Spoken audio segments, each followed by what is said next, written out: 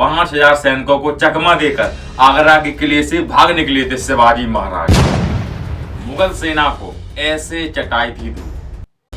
नमस्कार दोस्तों, मैं Nilesh Singh Ramadar, motivational speaker and founder and CEO Intelio Grace Group and IGG Broadcast. Chhatrapati Shivaji Maharaj को कौन नहीं जानता। साल था 1674।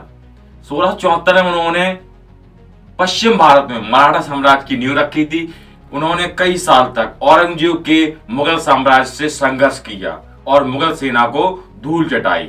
शिवाजी महाराज की मुगलों से पहली मुठभेड़ साल 1656 से 57 में हुई थी। बीजापुर के सुल्तान आदिल शाह की मृत्यु के बाद वहां अराजकता का माहौल पैदा हो गया था, जिसका लाभ उठाते हुए मुगल शहजादा औरंगजेब ने बीजापुर पर आक्रमण कर दिया। उधर शिवाजी महाराज ने भी जुन्नर नगर पर आक्रमण कर दिया। जब जुन्नर नगर पर आक्रमण किया तो मुगलों की ढेरों संपत्ति और 200 घोड़ों पर कब्जा कर लिया। और जब कब्जा कर लिया तो भाई दिक्कतें तो आएगी। जैसे ही कब्जा किया शिवाजी महाराज ने, बाद में औरंगजेब ने अपने पिता शाहजहां को कैद करके मुगल सम्राट खुद बन गया। बोले आइए पिताजी, अब अंदर जाइए, अब हम सम्राट बनेंगे। तब तक शिवाजी ने पूरे दक्षिण में अपने पांव पसार दिए थे। इस बात से औरंगजेब भी परिचित था। उसने शिवाजी पर नियंत्रण रखने के उद्देश्य से अपने मामा शाइस्ता खां को दक्षिण का सूबेदार नियुक्त किया। शाइस्ता खां ने अपनी 1,50,000 फौज के दम पर सूपन और चाकन के दुर्गों पर अधिकार करते हुए मावल में खूब लूटपाट की।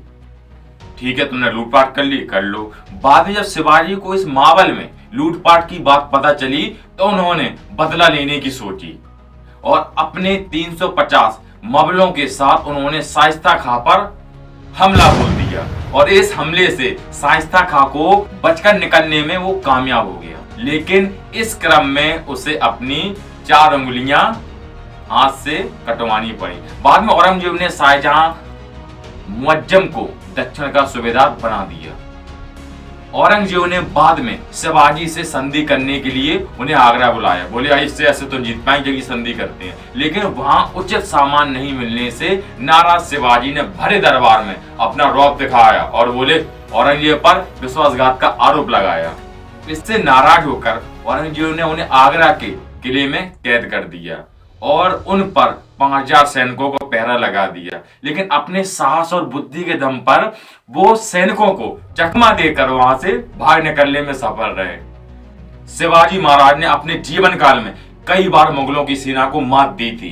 बाद में 3 अप्रैल 1680 को शिवाजी महाराज की मृत्यु हो गई, लेकिन आज भी दुनिया उनके पराक्रम और साहस को नहीं भूलती है। वीडियो अच्छी लगी हो तो कमेंट बॉक्स आपका है, कमेंट करिए, बताइए अच्छी बुरी जैसी भी लगी हो। और नई जो केस स्टडी लानी, किस तरीके से लानी, किसकी लानी है, उसमें भी आप कमेंट बॉक्स में जरूर बता सकते हैं।